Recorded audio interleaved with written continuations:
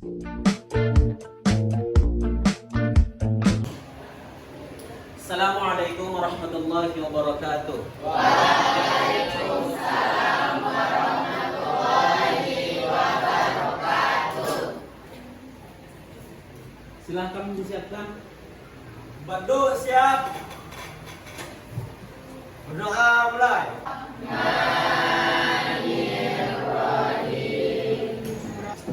Alma Mardiyah. Badai Samudra. Muhammad Rezi. Materi kita pada pagi hari ini, kita coba lihat di depan. Apa yang terpikir oleh Ananda tentang foto atau gambar yang ada di depan? Coba siapa yang berkomentar? Apa yang terpikir oleh Ananda tentang berkaitan dengan penyelenggaraan jenazah? Ini adalah bencana alam tsunami, dan itu adalah masjid yang semuanya rapuh, semuanya luluh lantak, tapi tinggal masjid yang berdiri. Nah, kaitannya dengan jenazah apa? Apa? Kalau udah kayak gitu jenazahnya kan hancur-hancur Pak. Oh ya, betul. Satu. Yang pertama, bahwasanya ketika terjadi bencana alam, banyak orang yang akan mati secara bersamaan. Nah, bagus, luar biasa. Tapi yang kaitannya dengan penyelenggaraan jenazah apa kira-kira? Apa? Kalau kita masuk mati syahid. Bisa jadi. Apa kaitannya kira-kira dengan jenazah? Kullu nafsin dha'iqatul maut. Apa artinya? Setiap yang bernyawa pasti akan merasakan kematian. Kematian itu tidak memandang usia, tidak memandang tempat, tidak memandang waktu. Bisa jadi waktu kita siap atau tidak siap, waktu kita muda atau sudah tua, waktu kita sehat atau sedang sakit. Tetapi maut itu akan datang menghampiri kita. Itu adalah suatu kepastian. Itu maknanya yang pertama. Yang kedua, ini nanti akan banyak timbul pertanyaan. Yang pertama, bagaimana menyolatkan ketika mayitnya banyak yang meninggal? Bagaimana kalau mayitnya yang kita temukan sepotong-sepotong? Bagaimana penyelenggaraan jenazahnya? Dan banyak sekali. Ini hanya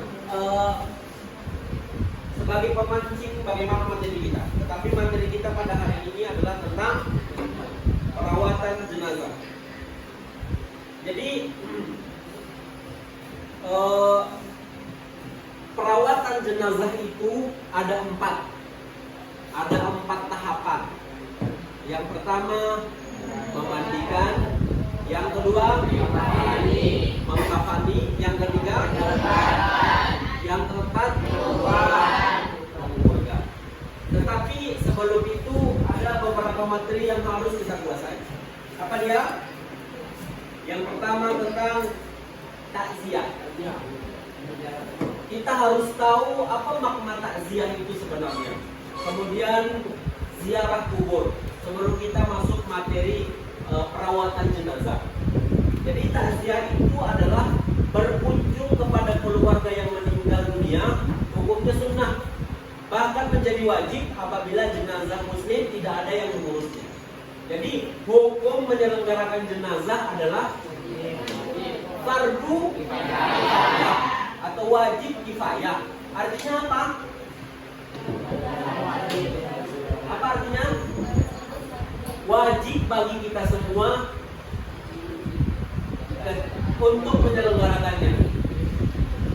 Ketika tidak ada yang menyelenggarakan jenazah itu, maka bermasalah kita semua umat Islam. Kemudian takziah. Takziah sebaiknya dilakukan sebelum jenazah dimakamkan agar dapat membantu mengurus jenazah. Paling tidak mensolatkan, kemudian mengantarkan jenazah ke kuburan. Jadi takziah itu bukan hanya berdiri di luar rumah jenazah, rumah ahli bait, kemudian di situ tuh bercerita orang lain, tidak, atau berbicara yang membuat ahli bait itu tersinggung, tidak boleh.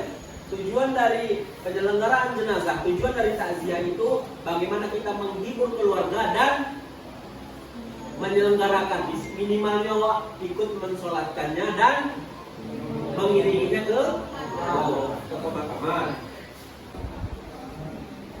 Ziarah kubur, berziarah itu sesungguhnya mengingatkan kita kepada mati. Jadi boleh ziarah itu.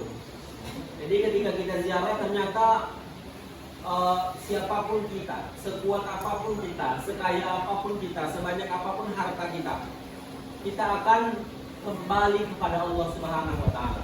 Hidup ini sementara. Sama dengan orang musafir, kemudian dia berhenti untuk minum. Nah, saat minum itulah kita hidup di dunia ini. Itu maknanya ziarah kubur itu. Kemudian yang terakhir adalah menguburkannya. Jadi ada 4 yang harus kita laksanakan dalam penyelenggaraan jenazah. Kemudian dalam memandikan jenazah, syarat jenazah yang harus kita mandikan, jenazah itu harus orang Islam. Nah, bagaimana kalau dia orang tidak Islam?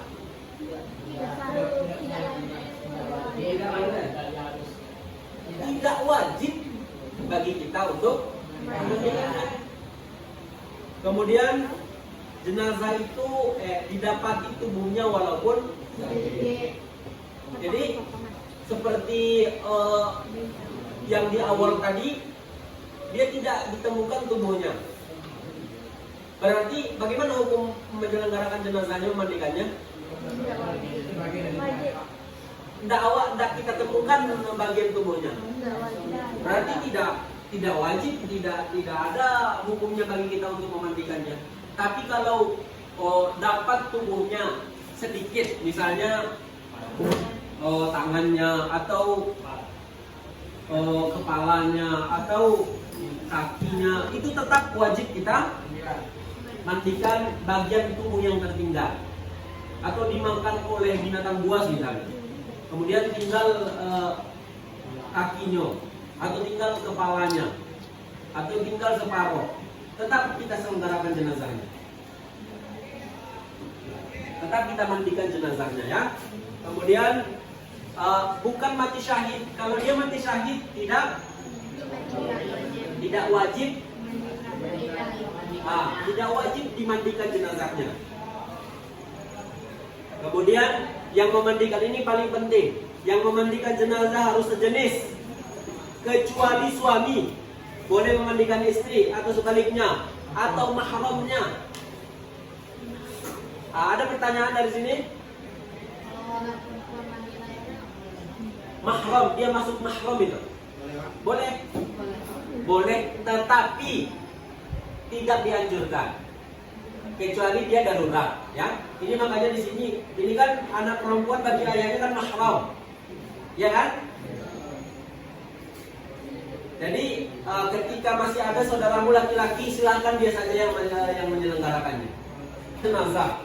Kemudian yang kedua, perawatan jenazah yang kedua adalah mengkafani. Dalam mengkafani ini maksud dari mengkafani sebenarnya membungkus jenazah dengan kain. Jadi hukum mengkafani jenazah adalah fardu kifayah, wajib kifayah bagi orang-orang Islam yang masih hidup. Jadi kita yang hidup wajib kita mengkafani jenazah. Yang ketiga adalah mensolatkan jenazah. Jadi dalam mensolatkan jenazah ini juga harus kita ketahui syarat-syarat sahnya sholat jenazah. Yang pertama, seorang yang menyolatkan syaratnya adalah orang Islam, suci dari hadas besar dan hadas kecil. Ini adalah rukun dari sholat jenazah. Kemudian yang terakhir adalah menguburkan jenazah. Bapak sudah menyediakan LKPD atau lembar tugas kita. Jadi nanti ini akan kita kerjakan secara berkelompok. Demikian materi kita tadi sudah membahas secara panjang lebar tentang penyelenggaraan jenazah. Setelah itu kita sudah diskusi juga. Sekarang sebagai akhirnya kita sudah memberikan juga LKPD kepada Ananda semuanya. Silakan kelompok 1 dipresentasikan hasilnya. Baiklah, kami dari kelompok 1 akan membacakan hasil diskusi kami.